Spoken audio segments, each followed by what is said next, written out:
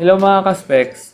Here's a tutorial on how to install Smart Prepaid eSIM sa inyong iOS and Android devices.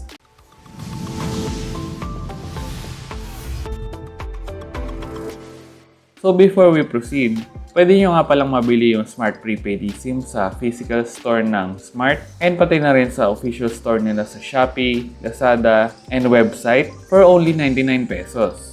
So itong sa atin is binili natin dito sa official store nila sa Lazada. And within 24 hours is marireceive nyo na rin yung QR code sa email nyo. So let's first install dito sa iOS device natin. Open Settings, click Cellular, scroll down, then makikita nyo itong Add eSIM. So click lang natin yan, click Use QR Code, then scan QR Code.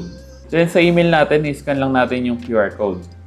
Just click Continue, then click ulit yung Continue, and done. So, tapos na natin i-install yung Smart Prepaid eSIM dito sa iPhone. If meron kayong existing na eSIM dito sa iPhone nyo, just turn it off and i-click nyo lang ito. Then, click OK. And pwede na natin i-activate yung Smart Prepaid eSIM natin. Just click Continue. Continue lang. Then, select yung cellular data. In our case, itong Smart Prepaid eSIM natin yung ilalagay natin. Then, okay na. So, activated na yung Smart Prepaid eSIM natin dito sa iPhone. Let's install naman dito sa Android device natin. So, we are using Honor 600 and eSIM ready na po ito.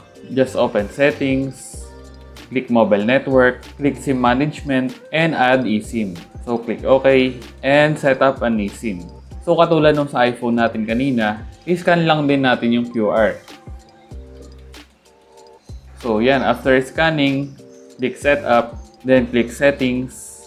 So, ang next natin na gagawin is to enable yung Smart Prepaid eSIM natin. So, click nyo lang yung Enable. Then, tapos na natin siya i-install dito sa Android phone natin. And that's it for our tutorial on how to install Smart Prepaid eSIM sa iOS and Android phone. Thanks for watching!